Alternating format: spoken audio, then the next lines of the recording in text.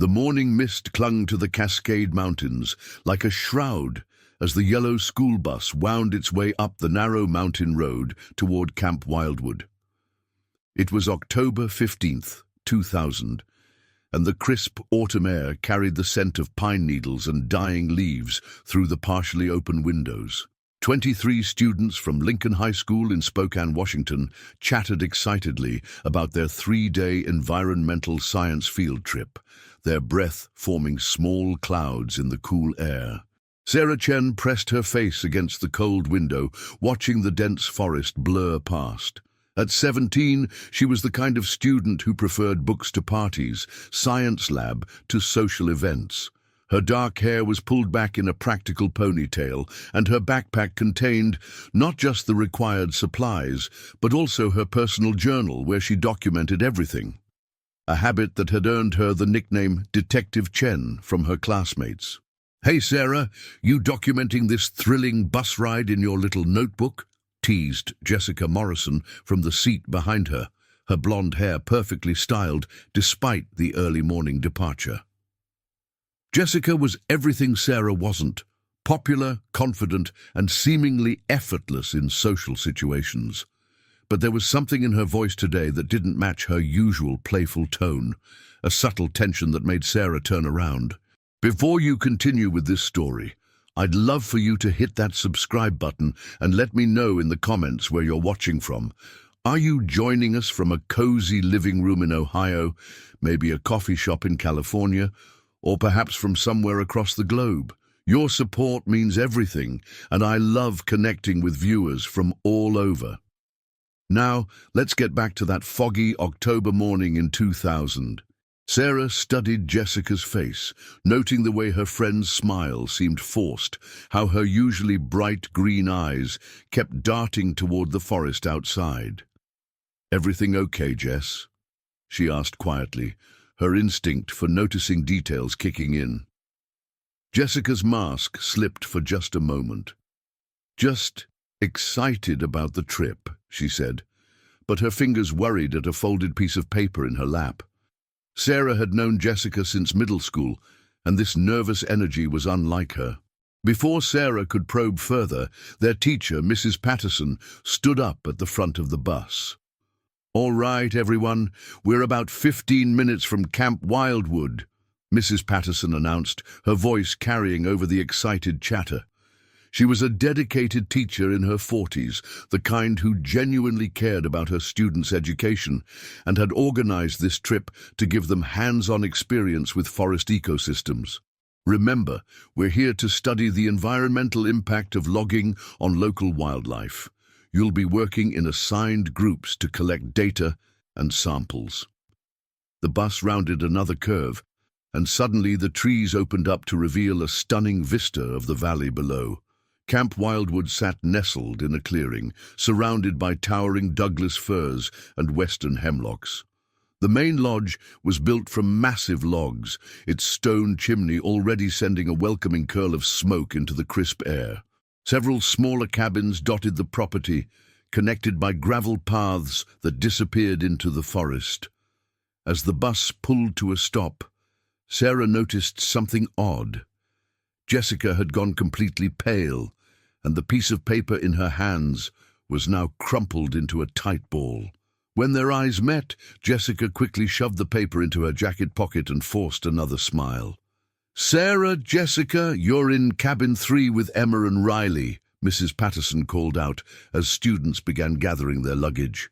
Emma Rodriguez was a quiet girl from their chemistry class, while Riley Thompson was known for her artistic talent and slightly rebellious streak, evidenced by the silver rings adorning her fingers and the streak of purple in her dark hair.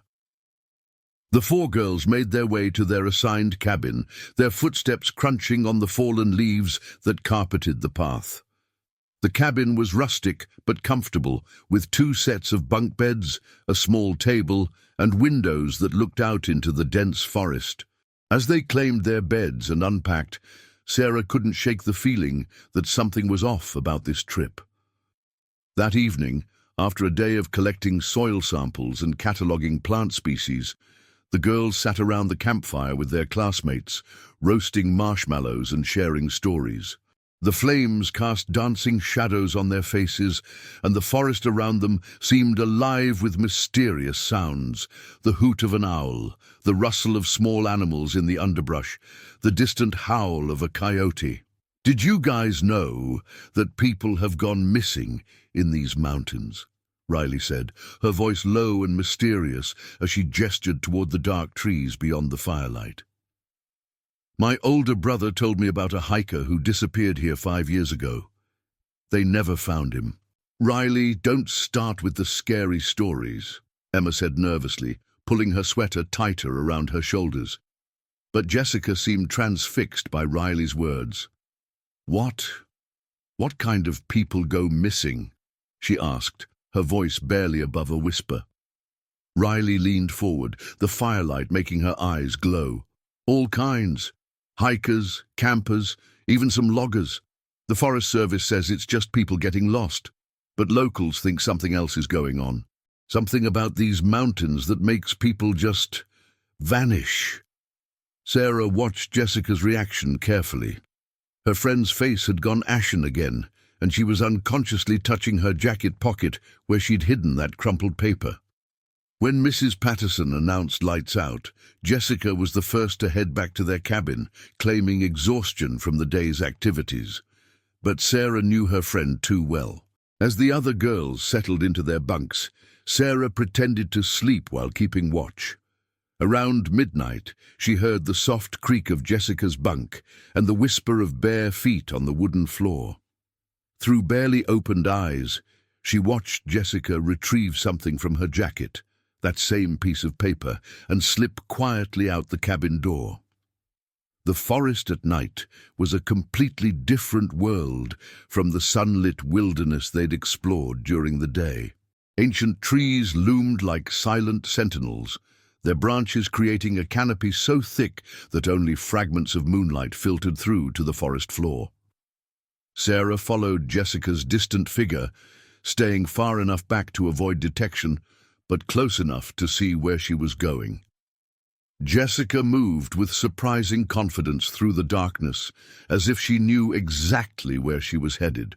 She passed the main lodge, skirted around the other cabins, and continued onto a narrow trail that led deeper into the forest.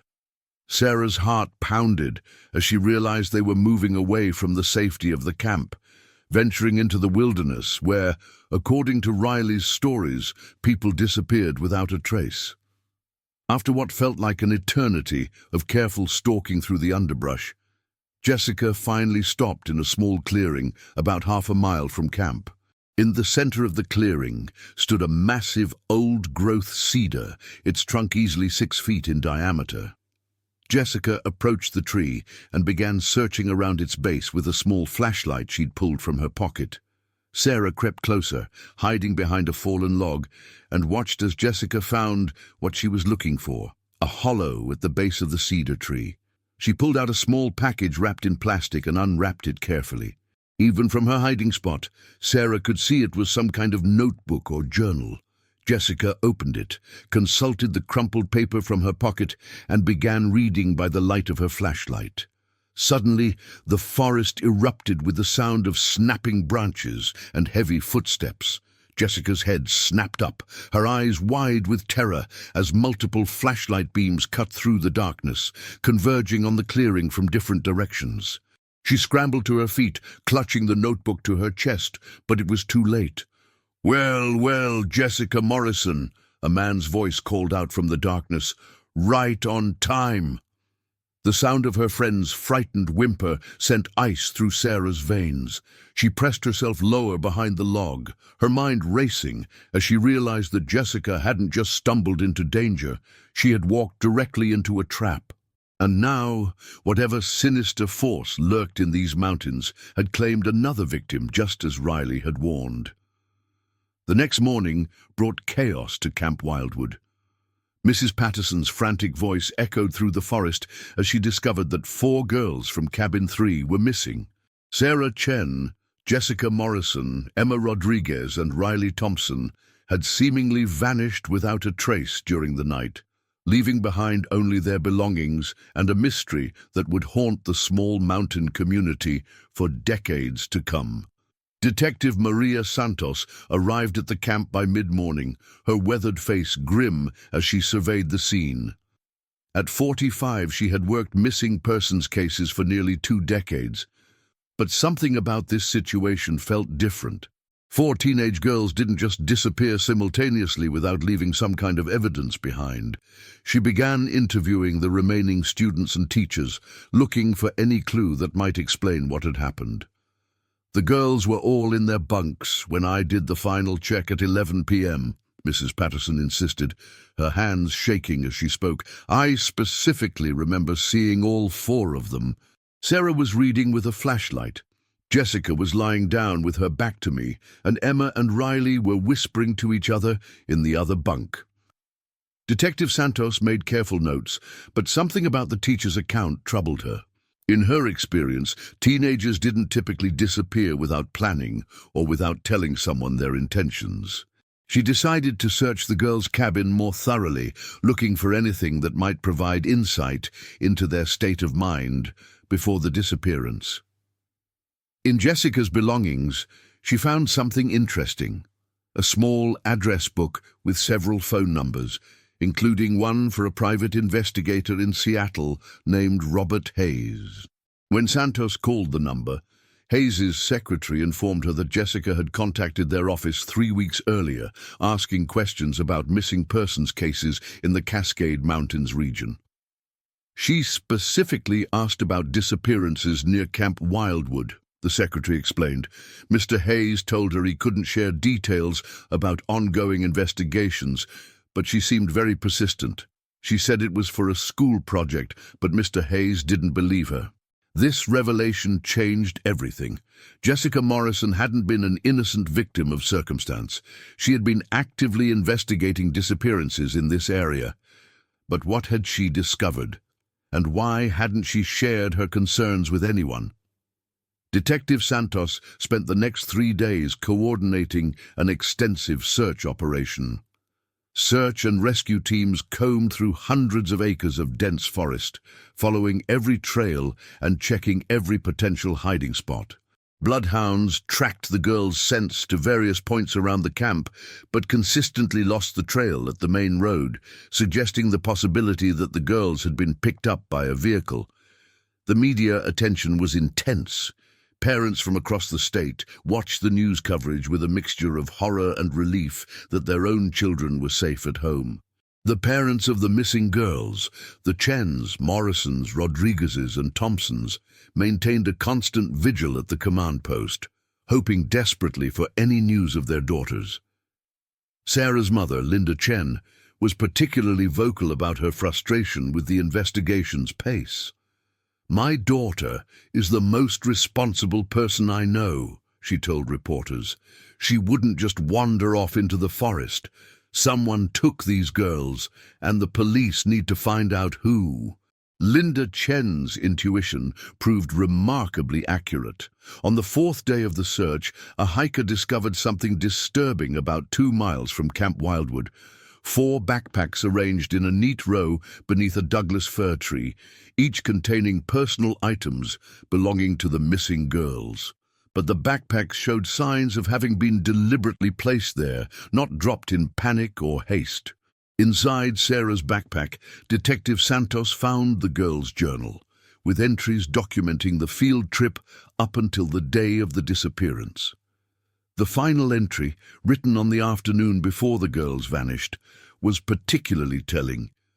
"Something is wrong with Jessica. She's scared about something but won't tell me what. I think it has to do with that paper she's been hiding. Tonight, I'm going to follow her if she tries to leave the cabin. Whatever she's gotten herself into, she shouldn't face it alone." The journal entry confirmed Santos's growing suspicion that the disappearances were connected to Jessica's prior investigation into the mountain's missing persons cases. She began digging deeper into the history of disappearances in the area, reaching out to Robert Hayes directly for information about what Jessica might have discovered. Hayes, a grizzled private investigator with 30 years of experience, agreed to meet with Santos at his Seattle office. His revelation was shocking. Over the past 15 years, 17 people had gone missing in the Cascade Mountains within a 20-mile radius of Camp Wildwood. The disappearances followed a pattern. They typically occurred in groups. The victims were often young adults, and in several cases, personal belongings were found arranged in the forest days after the disappearances. The local authorities kept treating each case as isolated incidents, Hayes explained, spreading a map across his desk and marking the location of each disappearance. But when you look at them together, a pattern emerges. These aren't random disappearances or people getting lost in the wilderness. Someone has been taking people from this area for over a decade. Hayes had been investigating the disappearances at the request of several families whose loved ones had vanished, but his investigation had been hampered by jurisdictional issues and lack of cooperation from local law enforcement. Jessica Morrison had somehow learned about his work and had been pestering him for information, claiming she had evidence that could help solve the cases. She said she'd found something that connected all the disappearances, Hayes told Santos.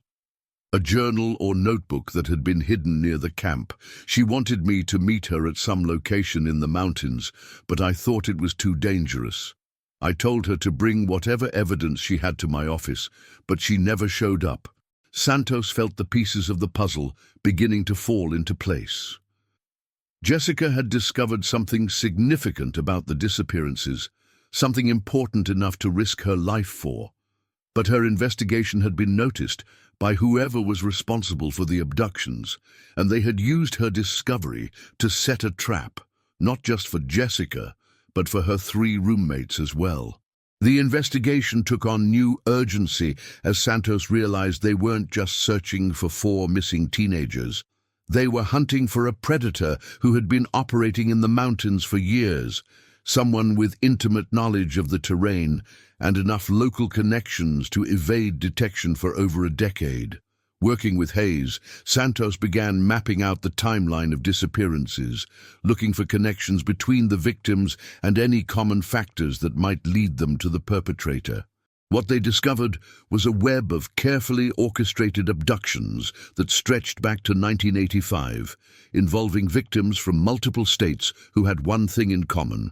They had all visited the Cascade Mountains region shortly before their disappearance. The breakthrough came when Hayes received a call from his office. Among Jessica Morrison's belongings that had been returned to her parents, her family had found a receipt from a copy shop in Spokane, dated 3 days before the field trip. When Santos and Hayes visited the shop, they learned that Jessica had made copies of pages from what the clerk described as an old, burned notebook. The clerk, a college student named Marcus Webb, remembered Jessica because she had seemed nervous and had asked him not to mention her visit to anyone. She kept looking over her shoulder like she thought someone was following her, Marcus recalled. The notebook pages were really damaged, like they'd been in a fire, but she was desperate to get readable copies. She said it was a matter of life and death. Unfortunately, Marcus couldn't remember the specific content of the pages, but he did recall that they appeared to be some kind of journal or diary with dates and locations listed. This corroborated Hayes's account of Jessica, claiming to have found evidence connecting the disappearances. Santos obtained a warrant to search the Morrison family home, hoping to find the copies Jessica had made. In Jessica's bedroom, hidden beneath her mattress, she discovered a manila envelope containing photocopied pages from what appeared to be a severely damaged notebook. The pages were difficult to read due to fire damage, but Santos could make out partial entries that seemed to document the locations and methods used in various abductions. One partially legible entry sent chills down Santos's spine. October 2000, Camp Wildwood, 4 subjects identified. Chen, observer type, potential problem. Morrison, has made contact, knows too much. Rodriguez, compliant personality. Thompson, artistic type, valuable. Extraction planned for 15th. Use Morrison's curiosity as bait. Standard protocol for disposal of evidence. The notebook wasn't just evidence of the disappearances. It was a planning document written by the perpetrator, detailing his selection criteria and methods. Jessica had somehow obtained this crucial piece of evidence, but in doing so, she had sealed not only her own fate, but that of her 3 friends as well. Santos immediately contacted the FBI, recognizing that they were dealing with a serial kidnapper who had been operating across state lines for decades. The investigation was elevated to federal status, and a joint task force was formed to coordinate the search for the missing girls and the identification of their captor. Meanwhile, in the months following the disappearance, the families of the missing girls struggled with the agony of not knowing their daughter's fate. Chen threw herself into advocacy work, pushing for better coordination between law enforcement agencies in missing persons cases. She also hired her own private investigator and spent countless hours combing through the forest near Camp Wildwood, refusing to give up hope that her daughter might still be alive somewhere. The Chen family's determination would prove crucial to finally solving the case 22 years later, when a wildfire in the summer of 2022 would expose secrets that had been buried in the Cascade Mountains for over 2 decades. The wildfire that swept through the Cascade Mountains in July 2022 was one of the most destructive in Washington state history. The Lightning Creek Fire, as it came to be known, consumed over 40,000 acres of forest, including much of the area surrounding the former site of Camp Wildwood. The camp itself had closed permanently in 2003, 3 years after the disappearance of the 4 Lincoln High School students, unable to recover from the negative publicity and the family's wrongful death lawsuits. Among the firefighters battling the blaze was Jake Morrison, Jessica Morrison's younger brother, who had joined the Forest Service after graduating college with a degree in environmental science, the same subject his sister had been studying when she vanished. At 37, Jake carried the weight of his sister's disappearance like a physical burden. He had spent years wondering if he could have somehow prevented the tragedy, if he had paid more attention to his sister's behavior in the weeks before the field trip. On the morning of July 23rd, Jake was working with a crew to establish fire breaks in a remote section of the burn zone when something caught his eye. Half buried beneath the roots of a massive cedar that had been toppled by the fire's intensity, he spotted what appeared to be a metal object glinting in the ash-covered soil. Using his Pulaski tool, Jake carefully excavated around the object, revealing a fireproof lockbox that had been buried at the base of the tree. The box was old and showed signs of having been underground for many years, but the fire-resistant materials had protected its contents from both the flames and decades of weather exposure. Jake's hands trembled as he opened the box. Inside, he found a collection of items that made his blood run cold. Driver's licenses, student ID cards, jewelry, and personal effects belonging to multiple people, including his sister's class ring from Lincoln High School and what appeared to be Sarah Chen's distinctive silver bracelet, a gift from her grandmother that her mother had described to police countless times. But the most significant discovery was a partially burned notebook, its pages brittle with age, but still partially legible. Jake recognized it immediately as the source document for the photocopied pages that had been found in Jessica's room 22 years earlier. This was the original evidence his sister had died trying to expose. Jake immediately called his fire crew supervisor and requested that the area be secured as a potential crime scene. Within hours, Detective Santos, now retired but still consulting on cold cases, arrived at the site along with FBI agent Karen Walsh, who had taken over the investigation in 2015. As they carefully examined the notebook's contents, A horrifying picture emerged.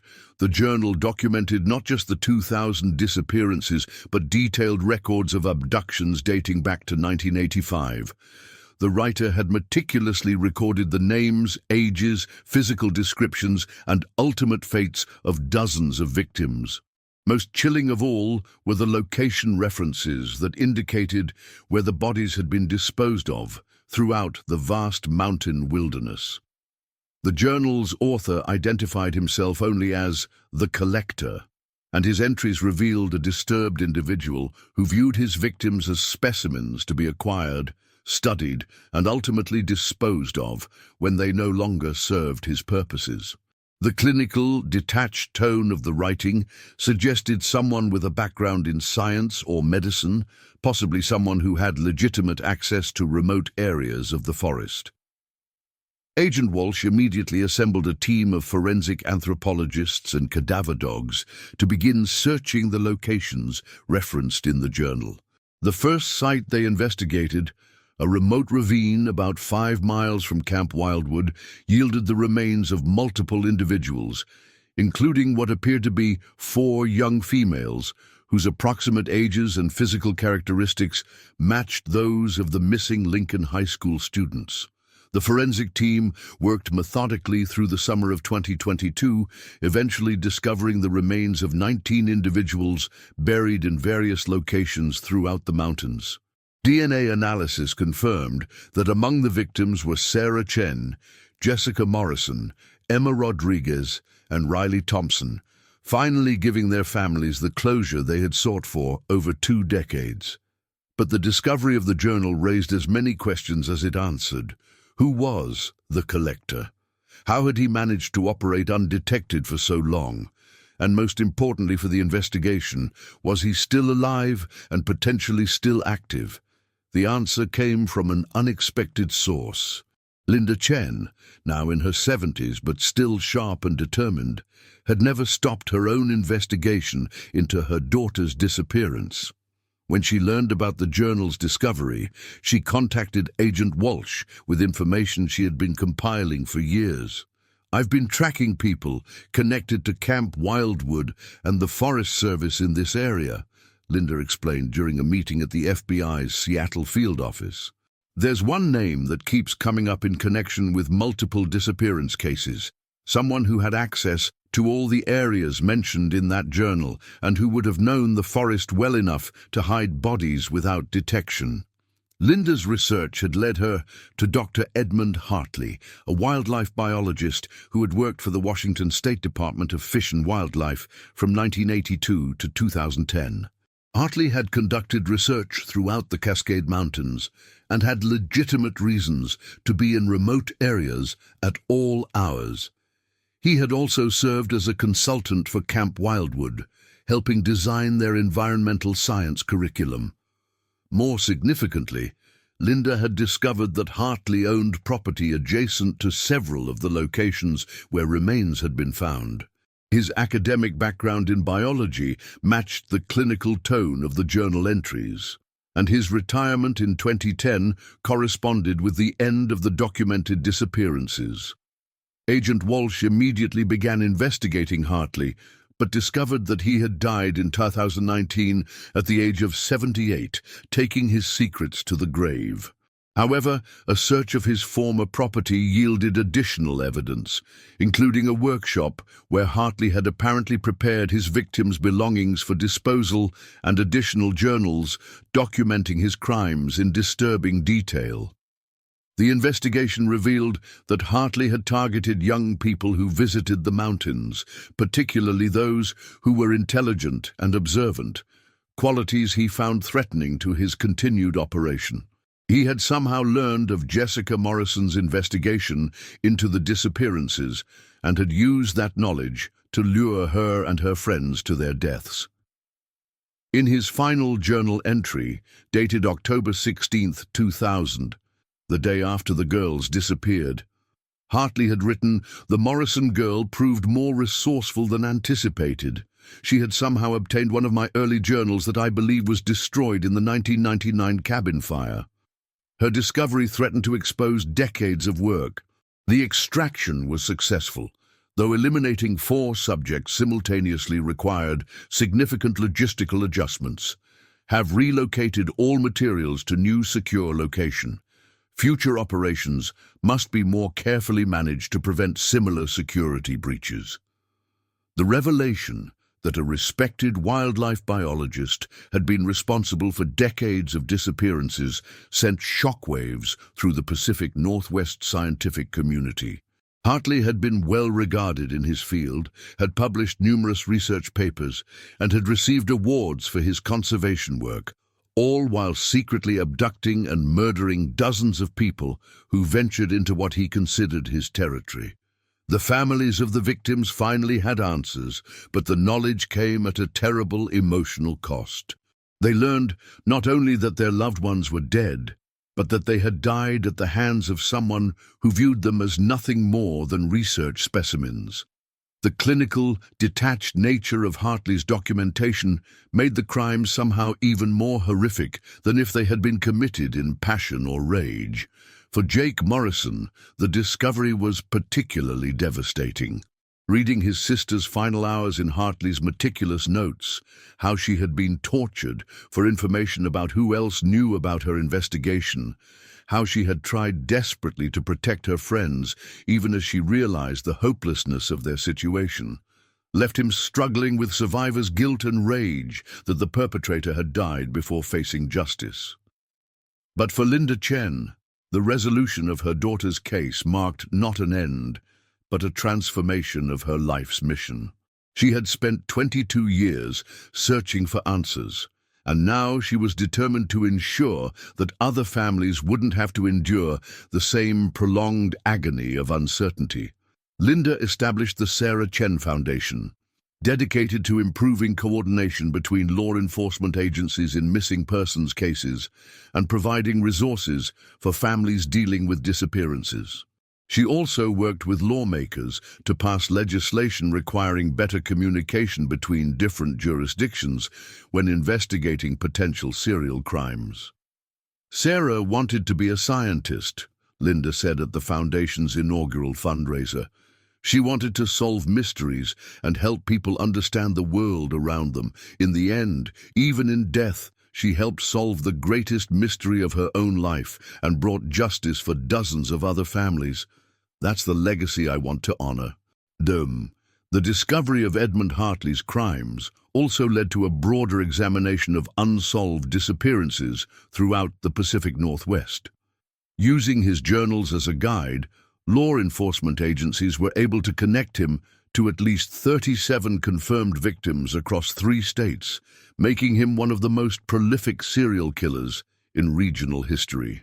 The case became a textbook study in criminology programs, demonstrating both the persistence required to solve cold cases and the importance of never giving up hope. It also highlighted the role that dedicated family members and private citizens can play in pursuing justice when official investigations stall.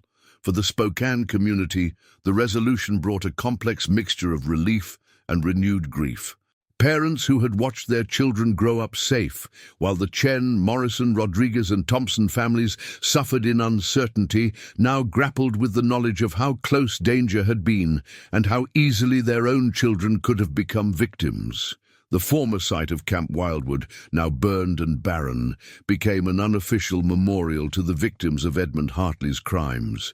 Visitors often left flowers, photographs and personal mementos among the blackened tree stumps, creating a powerful reminder of the lives that were cut short and the families forever changed by one man's twisted obsession with control and power.